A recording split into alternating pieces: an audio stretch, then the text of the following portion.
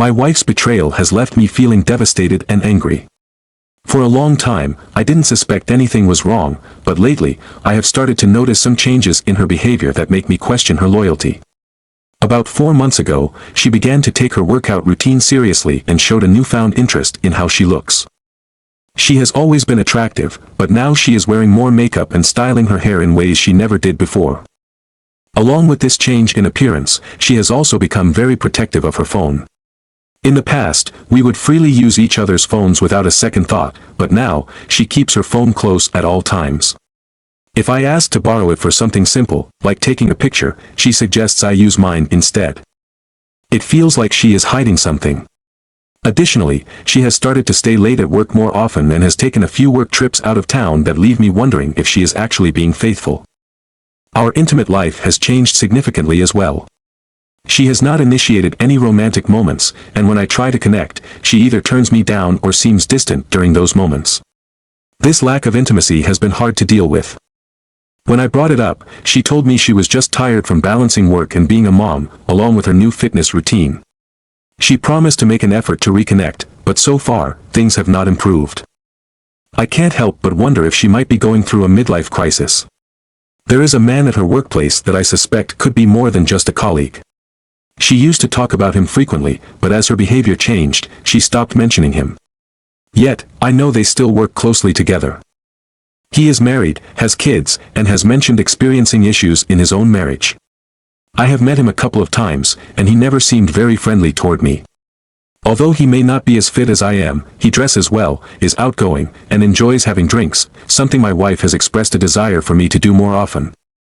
While I am passionate about my career training fighters, it doesn't pay very well, and my wife has made it clear that she wishes I could earn more. She isn't obsessed with money, but I understand the importance of financial stability. Recently, she went on a work trip to a tropical resort with just this colleague and their CEO, which raises even more concerns. I can't help but think about the possibility of her spending too much time with this man. I have debated whether or not to confront her about my growing suspicions, but I fear that without concrete evidence, I risk creating unnecessary conflict or making her more secretive. Our marriage has had its ups and downs, but overall, it has been good. A friend suggested gathering evidence discreetly, but I am uncomfortable invading her privacy without knowing for sure if she is being unfaithful. The thought of separating from her is unbearable, especially since I am deeply involved in our children's lives. The prospect of seeing them only part-time is heartbreaking. In an attempt to gain clarity, I accessed our shared cell phone account and noticed numerous late-night texts to a specific number. This discovery stirred a mix of emotions in me, ranging from anger to sadness. I still wanted to address the lack of intimacy we were experiencing, but last night she declined my attempts, saying she was tired and had a headache. During our conversation about our connection, she reassured me that she would work on improving it, as she had promised in the past. This morning, she mentioned a potential girls' trip to Las Vegas with college friends I have not met before. This only added to my unease. I began to see a pattern that was hard to ignore. After some hesitation, I did some further investigation and looked up the detailed phone records online. What I found was alarming. There were numerous texts to one specific number late at night, totaling in the hundreds. Out of desperation, I called the number from a payphone, and it turned out to belong to one of her coworkers, the very person I suspected of being a problem. In a moment of weakness, I accessed her phone while she was in the shower. To my shock, the text conversation with that number had been deleted, and his number was saved in her contacts under a female name. This revelation sent my mind racing with worry about the out-of-town trip she took where this man was present. The weight of these discoveries became too much to bear, and I needed to leave the house to collect my thoughts. I felt like my world was crumbling, and the uncertainty of our situation left me feeling lost. After gathering my thoughts and emotions, I managed to return home, but now I find myself at a crossroads, uncertain about my next steps. If I decide to confront her with the evidence I have, I fear she may simply brush it off or come up with excuses to explain her actions. This uncertainty weighs heavily on me. Should I try to gather more proof, doing so quietly and without her knowledge, or should I confront her sooner rather than later? My feelings of anger are intense. I am furious with her, but I also feel an overwhelming desire to confront the person she has been communicating with. Resisting that impulse will be a challenge. There's also a nagging worry in the back of my mind. What if she admits to just some inappropriate flirting? I might not have enough evidence to get her to come clean about everything. It's a difficult situation to navigate. I am contemplating staying awake during the times she typically texts him, ready to interrupt her to see if she will lie. Last night, I put my plan into action. After everyone else went to bed, I pretended to be asleep, waiting to see if she would sneak out to use her phone. Sure enough, not long after midnight, she got up and slipped into another room, shutting the door behind her. I waited a few moments, then quietly opened the door and walked in, claiming that I couldn't sleep and asking what she was up to. I caught her in the act, mid-text, and she quickly tried to hide her phone. She claimed she couldn't sleep and was messaging a friend. Having a plan in place, I moved closer to her, initiating playful affection and asking if she wanted to be intimate. She declined, which I expected. I started laughing and jokingly tickling her, teasing that she must be more interested in the friend she was texting than me. I then playfully engaged in some wrestling with her, trying to get hold of her phone. Panic was evident in her eyes as she attempted to reclaim it. I was laughing and pretending to have a good time, but inside, I was anxious. When I mentioned I might call this friend of hers to check if she was interested in my wife, her reaction was immediate. She pleaded with me not to call. In that moment, I pulled up her messages and saw one that read, "Can't wait to see you tomorrow." My heart sank. I pressed the call button, and after what felt like an eternity of ringing, the guy answered. Caught off guard and unsure of what to say, I hung up. The tension in the air was thick as I began reading her texts aloud, demanding an explanation for why she was sending such messages at night. Her response was troubling. She claimed she had no idea why she was doing it. I then confronted her directly, letting her know that I had already seen the cell phone records and was aware of everything. As she began to cry and apologize, I remained composed, explaining how crucial these next moments were. I insisted that if she didn't tell me the whole truth, there would be serious consequences. Eventually, she admitted to flirting with her coworker, who was having marital issues. However, she maintained that nothing physical had occurred. A part of me feared that she would only admit to what I already knew. I told her she needed to be completely honest, otherwise, she should pack a bag and leave. Tearfully, she agreed and prepared to go to her mother's house. Before leaving, she asked if I was going to leave her, and I replied that we would discuss it later since it was late. Since that moment, I haven't seen her. She has been attempting to reach out, but I've turned off my phone, needing some space. My plan is to find a marriage counselor and set up an appointment, pretending I want to work things out, while secretly using the counseling as a way to navigate separation. As a precaution, I recorded our entire confrontation last night in case she attempts to make false accusations. After checking with a friend, I confirmed that recording conversations is legal in our state. I doubt she would falsely accuse me, but I want to be cautious. Given my background as a former fighter and trainer, any claim of abuse could have serious consequences, especially regarding custody of my children. Therefore, I intend to record all future interactions as a safeguard. My heart is shattered, and the thought of my family falling apart is unbearable. The possibility of missing out on half of my children's lives is a crushing blow. Even though I had my suspicions, the reality of the situation is more painful than I could have imagined. I suspected something was wrong, and now I am in complete shock.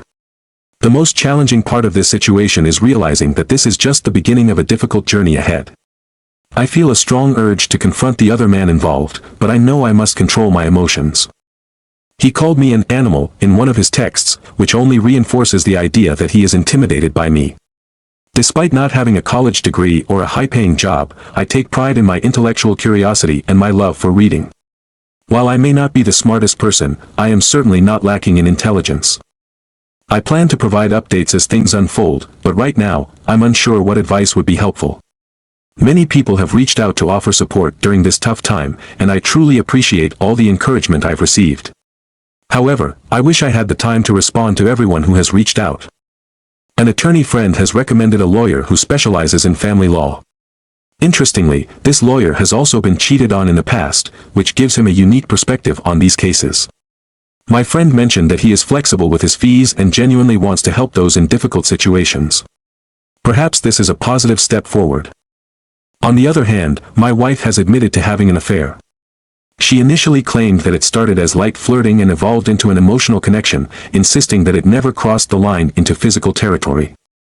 However, I sensed the truth and eventually pressed her until she confessed that it did become physical, coinciding with the time when she stopped being intimate with me. The details I learned were more than I ever expected, and describing the passion of the affair feels inadequate. The emotional toll this has taken on me is profound. I find myself wrestling with a whirlwind of emotions, struggling to maintain clarity in my thoughts. I suggested that my wife temporarily stay with her mother while I focus on taking care of the kids, ensuring they have stability during this chaotic period. My attorney is working diligently on our case. Being in the house is an advantage, according to him, as it allows me to maintain some form of control. I have chosen not to tell her that our marriage is over yet. She will find out when the divorce papers are served, which will happen soon. It's difficult to quiet the intrusive thoughts that invade my mind concerning my wife and the man she betrayed me with.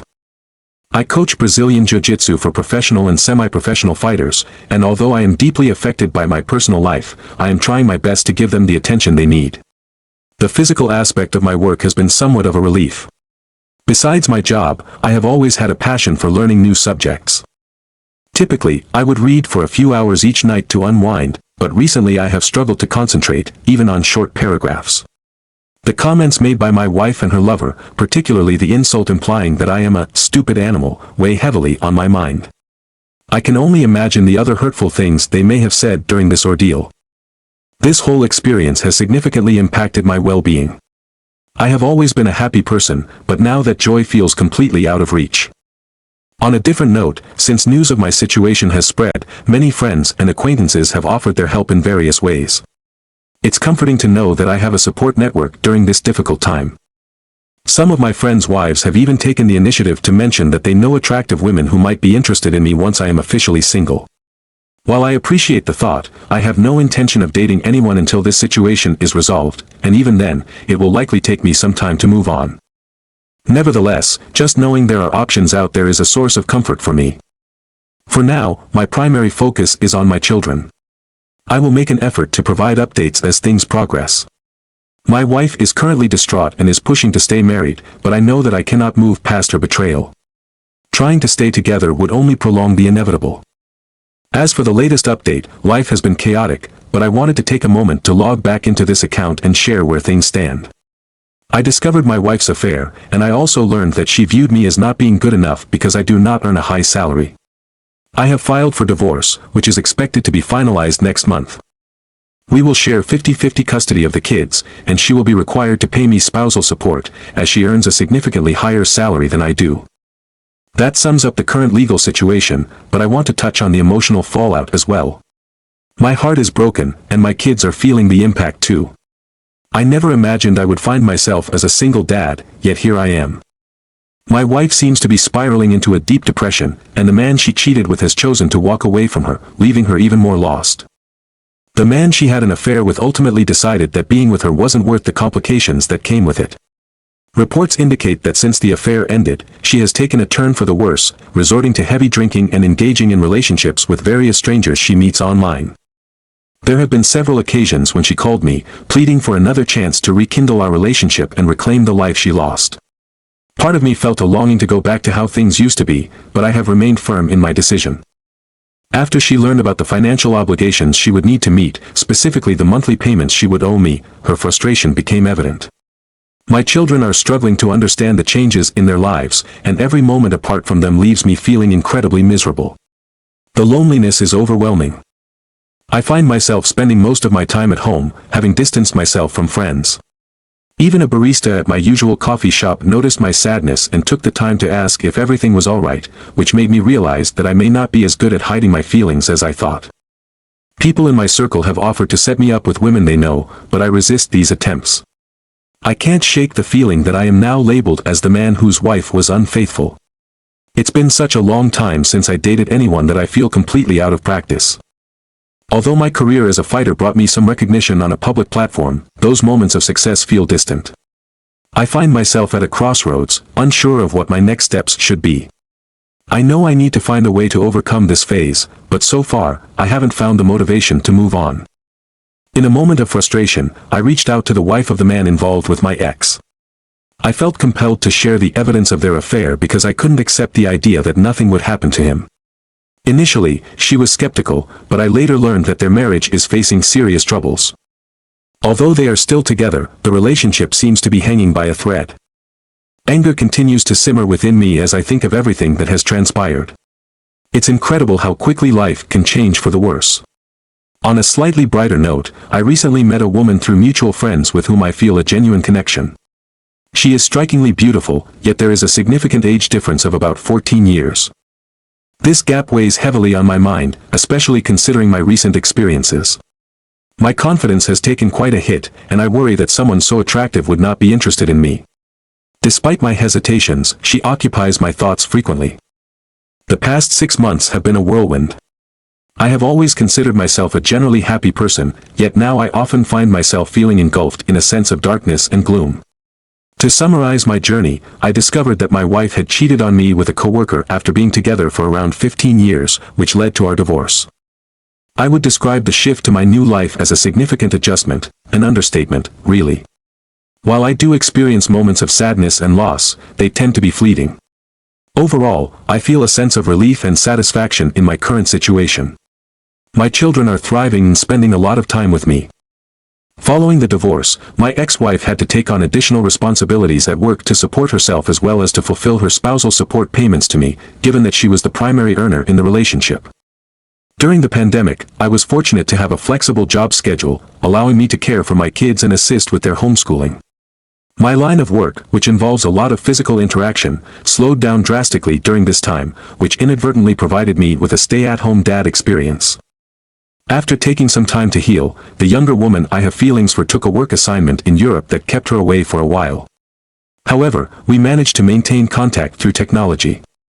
Once her assignment concluded, she returned, and we have been together ever since. She has been wonderful with my kids and shows an incredible amount of care and thoughtfulness. Before I even met her, I was told she was a remarkable person who resembled Wonder Woman, and I initially thought such a description was too good to be true. To my pleasant surprise, she is everything I was told and more. I sense that our relationship may be moving toward the next level soon, which is exciting. In contrast, my ex's life seems to have taken a downward spiral since our separation. She has resorted to drinking and random encounters to fill the void, while she struggles further with her responsibilities. She met someone online, and the need to manage multiple accounts has definitely taken a toll on her. Over the past few years, the changes in her appearance have been striking. It seems like she has aged a full 15 years in such a short time. She has always been a beautiful person, but when I saw her last, she looked worn out, almost like her life force had been drained away. It might sound odd, but that's truly how it appeared to me. Her best friend shared that she is quite miserable and is hard for others to be around. It's hard to comprehend how a person who once seemed so happy and in control could spiral down into such a dark and troubling place. My ex's friend mentioned she never expected that I would leave her after the affair we had. It seems that she thought she held a certain power over me, largely due to her high income, and thus did not foresee the consequences that would arise from that affair. I genuinely hope she finds some sense of peace for the sake of my child. Aside from the challenges we faced due to the pandemic, things in my life have been going well. I feel relieved that I made the decision to end my first marriage right away instead of prolonging it. I knew it was a tough choice, but deep down, I believed it was the right thing to do. After that, I focused on pushing through the daily grind. I take pride in the fact that I can make small progress day by day, knowing that eventually, I will come out on the other side. If you find yourself in a similar situation, it's crucial to keep a long-term perspective. You might initially feel devastated, then sad, followed by depression and even hopelessness. Regardless of how you feel, it's important to keep pushing forward. Staying physically active helps a lot. Working out hard every day can be a great outlet. The key is to strive to do one thing daily that contributes to your self-improvement or skill development. This doesn't mean diving into self-help books, it's about acquiring real skills. For me, I got involved in creating short films featuring the guys I train, which allowed me to learn about videography and editing. This turned into a fun hobby, and I also started reading more books to expand my knowledge on various subjects. I made it a point to do something beneficial every single day because those small efforts accumulate over time. The most important part is being diligent and patient with yourself as you progress. Now, moving on to the next story, am I wrong for not inviting my siblings to my wedding?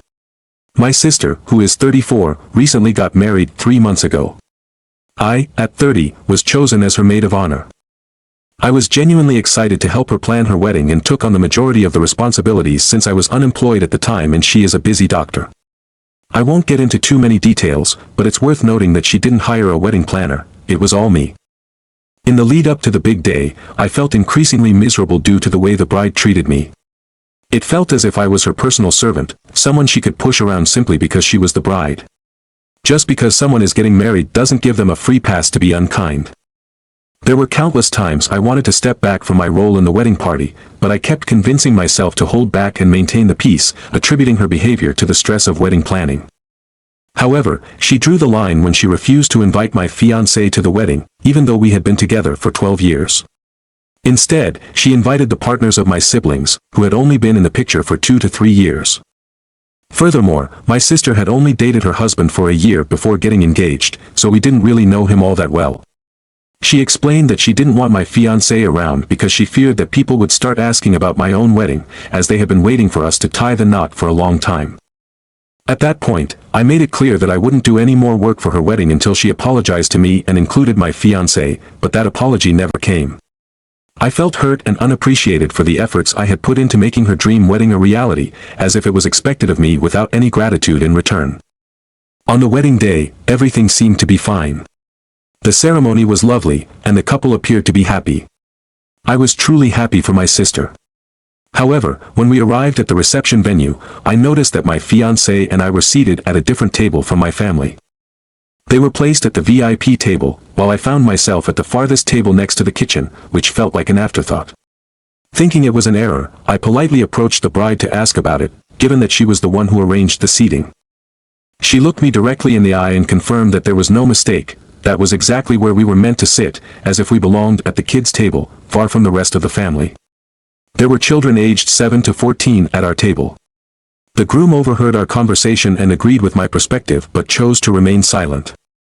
When my sister shot him that unmistakable "don't you dare disagree with me" look, it was clear that the atmosphere of the evening was about to shift. By the end of the celebration, the groom approached my parents to offer an apology regarding how things unfolded that night. He expressed that he was completely unaware of the way his bride had treated me. However, he never addressed me directly, since his bride had instructed him to refrain from doing so. This dynamic left me feeling disheartened, but in an effort to avoid further conflict, I chose to set aside my feelings and attempt to enjoy the rest of the evening alongside my partner. Even though I made the decision not to deliver a speech, I could sense my parents' disappointment as they noticed my absence from the main table. My siblings were well aware of the fact that I was not seated with them, but they didn't make an effort to check on me or inquire why I was missing. When they learned that I wouldn't be giving a speech, my two brothers approached my table, clearly upset. They reprimanded me, insisting that I should be understanding of my sister's situation and the stress that comes with being a bride.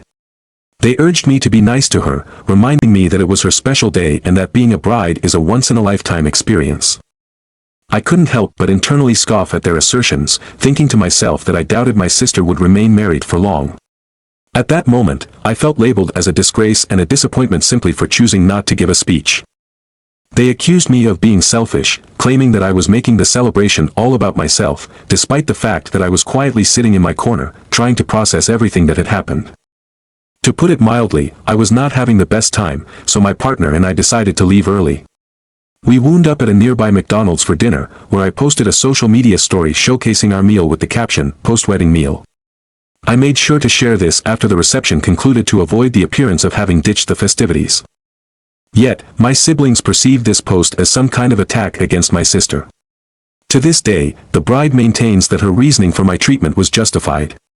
She claimed that because I hadn't planned her wedding to meet her exact vision during the process, I deserved to be relegated to that corner table.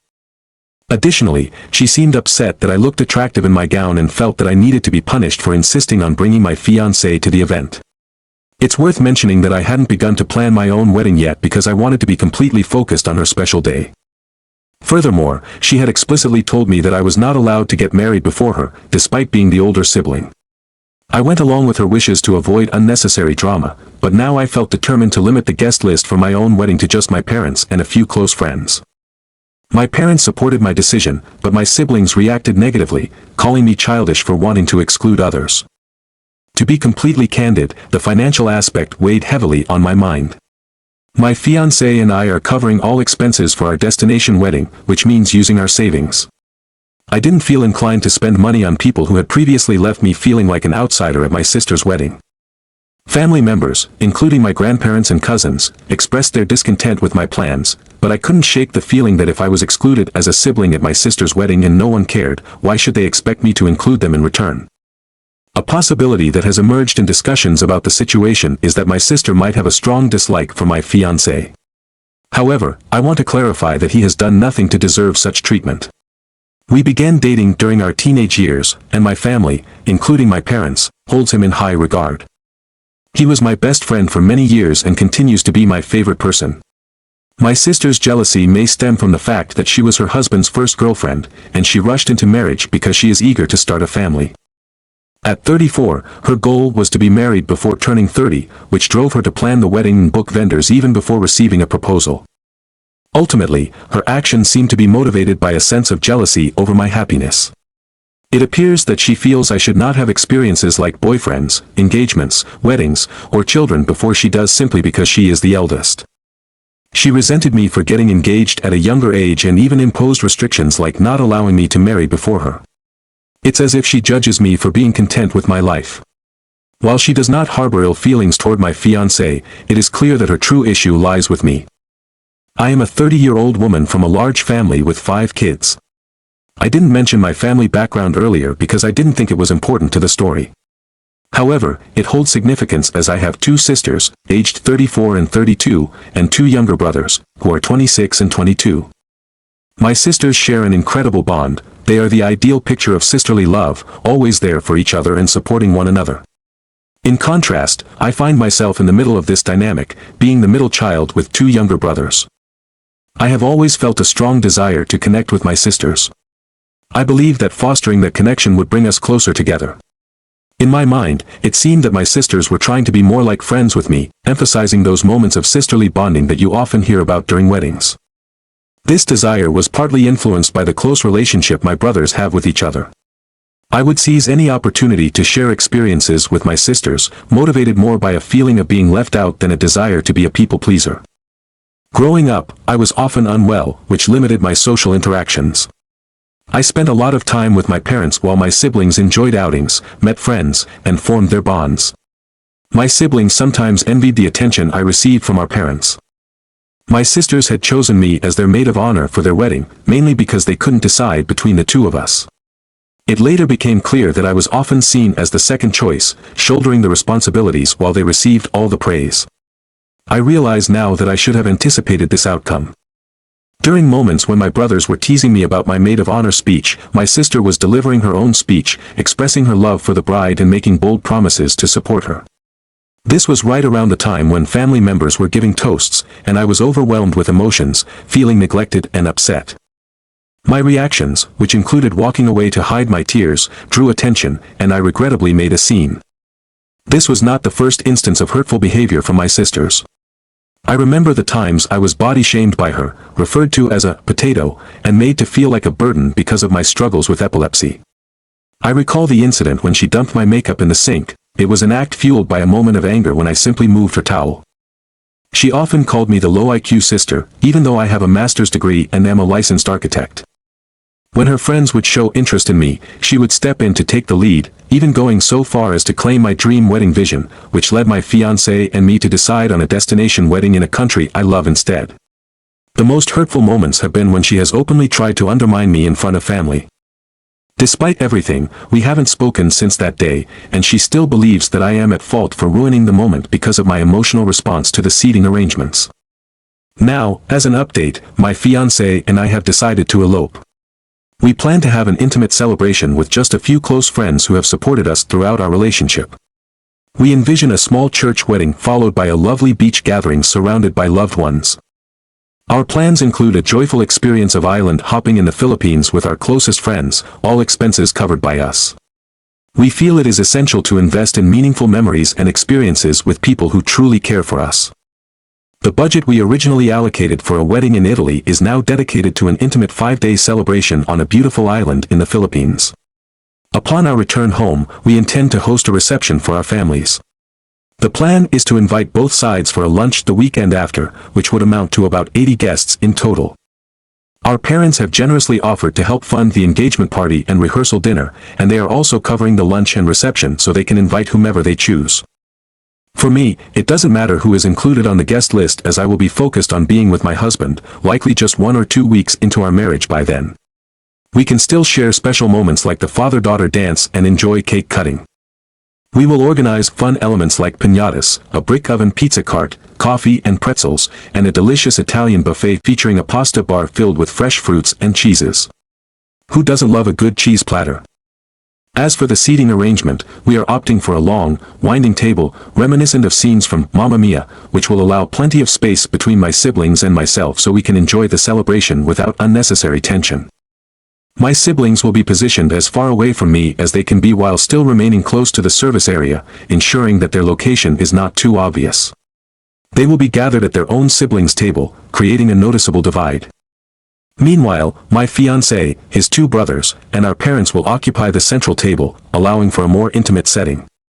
My siblings will be placed at the end of the table, conveniently near the restrooms, which feels appropriate given our relationship. I am indifferent to their presence at this lunch, as I have reached a point where I feel absolutely nothing for them, not even anger. I am completely done with their antics and betrayal. In fact, I would have more sympathy for a stranger on the street than for these particular individuals. Their consistent hurtful actions have left me so numb that I hardly register their existence anymore. As for the wedding planning, my sister has expectations of being my maid of honor, but that is definitely not going to happen.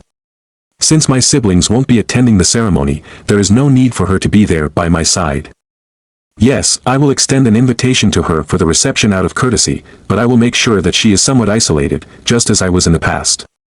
Recently, we discovered that she is pregnant, which adds another layer to the planning process. I am aligning my wedding schedule with her due date, which, fortunately, falls in June, the month we had originally wanted for our wedding. If she decides to bring her newborn and husband along, they will have to sit at the kids' table and will be asked to step outside if the baby starts to cry. Ultimately, our wedding day is meant to be a celebration for us, and eloping seems like the best option for us to truly enjoy our special day together, free from the complications that my siblings create. After the wedding, we can host a casual lunch with good food and fun, which is all that matters to me.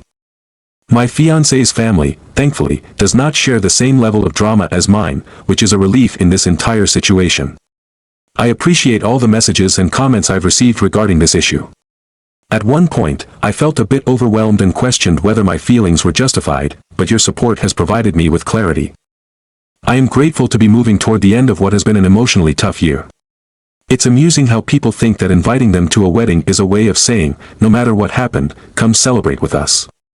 However, when it comes to my siblings, I have decided there is no way to avoid the drama they bring. My decision is firm. They will not be attending the wedding ceremony itself, but rather a lunch that will take place at least 2 weeks afterward. During that lunch, they can unleash any drama they want. It will be on them to manage their behavior, and I will just find humor in their absurdity. By that time, I will have already been married and celebrated with my closest friends, so I will be enjoying a simple pizza and wine lunch with my husband afterward. Some have pointed out that my siblings might feel jealous of the attention I received when I was sick as a child. It's true that parents can sometimes get so caught up in caring for one child that they unintentionally neglect others. If that was the situation, my siblings may have valid reasons for their feelings. However, their anger is misplaced, as I never asked for any of my circumstances. They are adults and should take responsibility for their emotions instead of directing them at me. My parents have always been supportive and did their best to treat us all fairly, so I can't blame them for anything. They are truly wonderful, and I never felt treated differently despite my health challenges. Growing up, I lacked a lot of friends since I missed school frequently, so I spent a lot of time with my mom, who is my best friend. Although it was okay for me growing up, the jealousy among my siblings became quite apparent as we entered our 20s. For whatever reason, parents can bond with one child more closely, especially when others treat them poorly.